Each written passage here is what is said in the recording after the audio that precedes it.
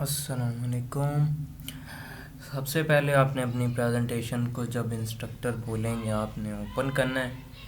ठीक है, उसके बाद ओपन करने के बाद आपने यहाँ से स्टार्ट करनी है, बिस्मिल्लाह पढ़नी है, अपने प्रोजेक्ट का नाम बताना है। ठीक है, सम टाइम ये होता है कि वो खुद आपको बोलते हैं फ़लाँ स्लाइड नंबर ओपन करो या ये स्लाइड नंबर ओपन करो। सम टाइम होता है कि वो बस आपको कह देते हैं एक्सप्लेन करो। तो अगर वो खुद बोलें तो आपने डायरेक्ट वहीं से ओपन करनी है, और अगर वो आपको बोलें भाई एक्सप्लेन करो तो फिर आपने वन से स्टार्ट करनी है, बिस्मिल्लाह पढ़नी है। उसके बाद आपने अपने प्रोजेक्ट का नाम बताना है। उसके बाद यहाँ पे आपका नेम और स्टूडेंट आईडी होगी। यहाँ पे फिर आपका जो प्रोजेक्ट है जिस चीज़ से रिलेटेड उसका थोड़ा सा इंट्रोडक्शन बताना है। भाई जैसे ये वाला प्रोजेक्ट है लॉन्ड्री मैनेजमेंट सिस्टम, ये वेब बेस एक एप्लीकेशन है जहाँ पे आप अपना ऑर्डर ट्रैक कर सकते हैं या फिर ऑर्डर कर सकते हैं लॉन्ड्री के लिए। ठीक है, ये सारी डिटेल बतानी है। फिर यहाँ पे डिफरेंट मॉडल आपकी स्लाइड्स में यूज़ हुए होंगे। हमारे केस में वी मॉडल है, आपके केस में हो सकता है वाटरफॉल मॉडल हो या हो सकता है कोई और मॉडल हो। तो अभी हमारे केस में वी मॉडल है, हम इसको पढ़ेंगे क्या होता है। वो बोलेंगे एक्सप्लेन करो। V model basically waterfall model की एक्सटेंशन है। ठीक है, इसमें एक साइड जो है वेरिफिकेशन की होती है और एक वैलिडेशन की होती है। वी मॉडल में बेसिकली हम रिवर्स ऑर्डर में जा सकते हैं। वो कैसे? अब यहाँ पे अगर आप देखो तो हमारे पास एक बिजनेस रिक्वायरमेंट स्पेसिफिकेशन है। जब आप वो इकट्ठी कर लेते हो तो उसको एक्सेप्ट और टेस्ट करते हो। ठीक है, उसके बाद आप अगले फेज पे जाते हो जो सिस्टम रिक्वायरमेंट स्पेसिफिकेशंस की हैं। अब क्या होता है, अगर आप फॉर एग्जांपल पिछले फेज में कोई चीज़ भूल आए हो, कोई मसला हो गया है, तो अब आप रिवर्स ऑर्डर में जा सकते हो। ये इसकी मॉडल की खासियत है, इसीलिए हमने इसको यूज़ किया। बेसिकली ये स्मॉल और छोटे प्रोजेक्ट्स के लिए कारआमद या मुफीद होता है। इसको हम वेरिफिकेशन और वैलिडेशन फेस भी कहते हैं। अब वेरिफिकेशन में क्या होता है, अभी वेरिफिकेशन में जैसे आपने रिक्वायरमेंट्स अभी इकट्ठी की हैं, ठीक है, अभी बनाया वगैरह कुछ भी नहीं है, सिर्फ ये फेस आपने सोचा है कि ये रिक्वायरमेंट होंगी, ये सिस्टम की स्पेसिफिकेशंस होंगी, फिर हम अगले लेवल पे जाएंगे, उसका डिज़ाइन कैसा होगा, कोड सिर्फ अभी सोचा है, तो उसको हम वेरिफिकेशन फेस कहते हैं। वैलिडेशन वो होता है अब आपने एक चीज़ को बना लिया है, ठीक है, अब उसको टेस्ट करना है। यानी एक और आसान वर्डिंग में अगर समझाऊं तो एक जस्ट लाइक बिल्डिंग है। अभी आप सोच रहे हो हमने ऐसे बिल्डिंग बनानी है, इतने इतने उसके अंदर जी वो होंगे, फ्लैट कह लो, फ्लैट बने होंगे। तो उसको वेरिफिकेशन, अब बिल्डिंग बन चुकी है, उसको कोई टेस्टिंग करनी है भाई सही बनी है ये वो, तो ये होता है वैलिडेशन। ठीक है, इस तरह से आपने अपना वी मॉडल को एक्सप्लेन करना है। ये एग्जांपल सिर्फ समझाने के लिए दिया, आपने पहले वाली एग्जांपल ही देनी है जो आपके मॉडल से रिलेटेड मैंने बताई है। नेक्स्ट स्लाइड है यूज़ केस डायग्राम।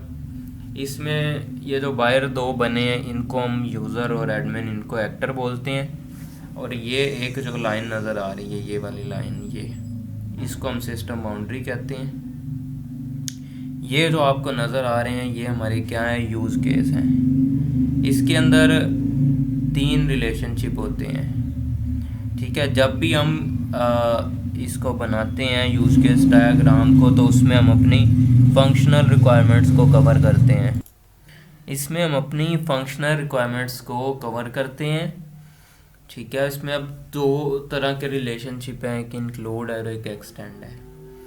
इंक्लूड वो होता है जो हमने मस्ट परफॉर्म करना होता है। जैसे लॉन्ड्री पॉइंट्स की अगर हम बात करें तो ज़ाहिर है उसके अंदर उसकी लोकेशन भी आ जाएगी, उसका मोबाइल नंबर नेम भी आ जाएगा। ठीक है, और एक्सटेंड की बात करें तो एक्सटेंड जैसे सर्च करना है, अब यूज़र की मर्ज़ी है, वो साइट पे आके सर्च उसको करता है, वो नहीं करता उसको सर्च। ठीक है, तो उसकी अपनी मर्ज़ी है। तो इस ये हो गया हमारा एक्सटेंड और इंक्लूड। और फंक्शनल रिक्वायरमेंट्स वो होती हैं जो हमने मस्ट परफॉर्म करनी होती हैं। तो इस तरह से आपने अपनी यूज़ केस को एक्सप्लेन करना है। उसके बाद ये कुछ उसकी फंक्शनल रिक्वायरमेंट्स आ गई, जैसे login, registration, add to cart, search करना और सारी चीज़ें आ गई। उसके बाद ये है आर्किटेक्चर जो हमने यूज़ किया है, आपके प्रोजेक्ट में हो सकता है कोई और यूज़ हो। ये 3 टायर आर्किटेक्चर। इसमें हमारे पास पहली जो, हाँ जी, ये हमने 3 टायर आर्किटेक्चर यूज़ किया है। इसमें जो पहली लेयर या टायर होती है उसको हम प्रेजेंटेशन बोलते हैं, जो यूज़र के पास होती है, जिसको GUI भी कहते हैं, यानी ग्राफिकल यूज़र इंटरफेस। जो सेकंड लेयर या टायर होती है वो हमारी होती है बिजनेस या लॉजिक या एप्लीकेशन, जिसमें हमारा कोड वगैरह सारा रन हो रहा होता है। जो थर्ड और लास्ट है वो है डेटाबेस, यानी MySQL या SQL, जिसमें सारा हमारा डाटा स्टोर होता है।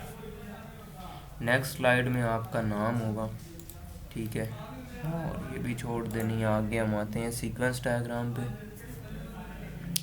इसमें ये जो ऊपर आपको नज़र आ रहे हैं, एडमिन का है, सिस्टम का है, डेटाबेस का है, ये हमारे यहाँ सारे ऑब्जेक्ट, ठीक है। उसके नीचे ये जो एक स्ट्रेट लाइन आ रही है ना, ये वाली डॉटेड, इसको हम कहते हैं लाइफ लाइन। ये जो आपको पाइप से नज़र आ रहे हैं इनको हम बोलते हैं एक्टिवेशन बॉक्स। और ये जो इस साइड पे एरो जा रहा है जिसकी चोंच फिल है नंबर 1 वाला, ये होता है असिंक्रोनाइज, जिसमें हमें वेट करना पड़ता है। और ये जो रिटर्न आ रहा है इसको हम कहते हैं रिटर्न मैसेज, यानी इसमें हमें वेट नहीं करना पड़ता, सिंक्रोनाइज।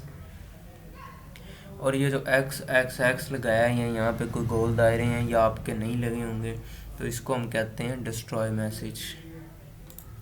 इसमें ये वाली जो लाइन है ये हमारी कहलाती है सेल्फ मैसेज की, ठीक है। और नेक्स्ट है हमारे पास क्लास डायग्राम।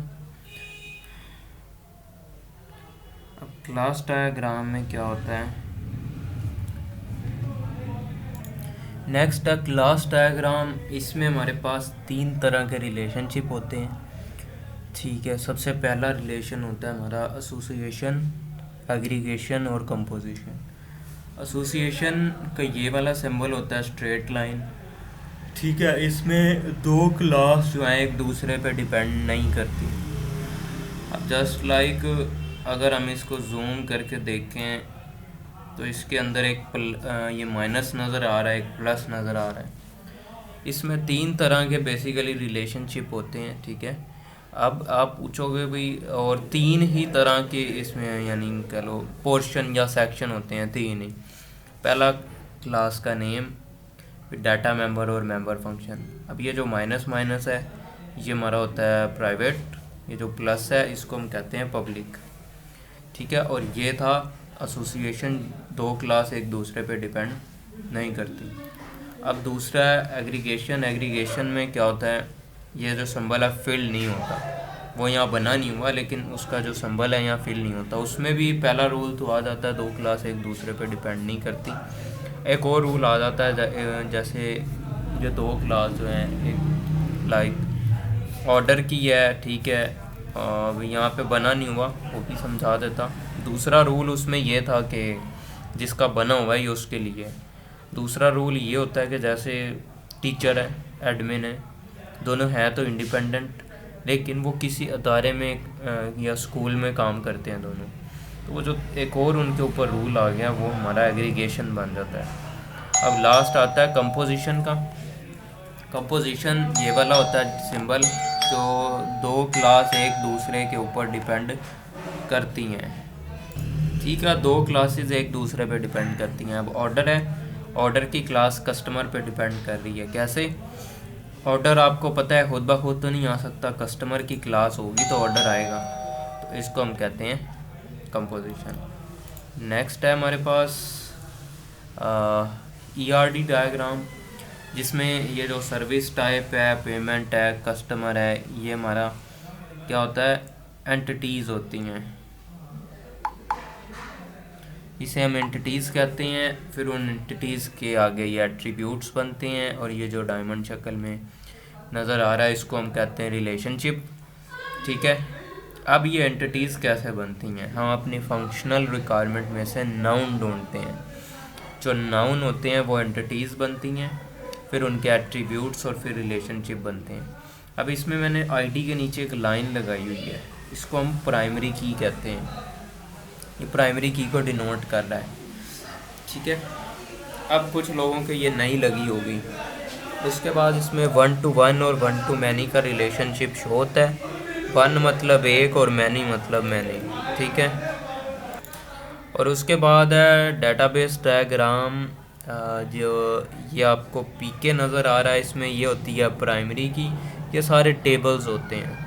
ठीक है, और ये जो एफ के नज़र आ रहा है ये होता है फॉरेन की। प्राइमरी यूनिक होती है, जैसे एक नया कस्टमर है उसको एक बार ही दी जाती है। अब इसमें हमने सेल नंबर और नीचे लॉन्ड्री में कैटेगरी आईडी को हमने वो बनाया हुआ है प्राइमरी की, फॉरेन की। तो जब किसी दूसरे टेबल से वो इधर आती है तो इसमें प्राइमरी तो पहले ही मौजूद होती है, तो इसलिए यहाँ पे आके वो फॉरेन बन जाती है। तो ये हमारी सारी प्रेजेंटेशन कंप्लीट होगी। और एंड पे अगर हम बात करें तो इसमें वो दिए होते हैं इसके टूल्स वगैरह, और वो कौन कौन से टूल यूज़ हुए हैं, टेक्निक यूज़ हुई है। ये हमारे टूल यूज़ हुए हैं, आपके अपने होंगे। ठीक है, जो भी आपकी प्रेजेंटेशन है, ये हमारे जो है उसकी लैंग्वेजेस यूज़ हुई हैं।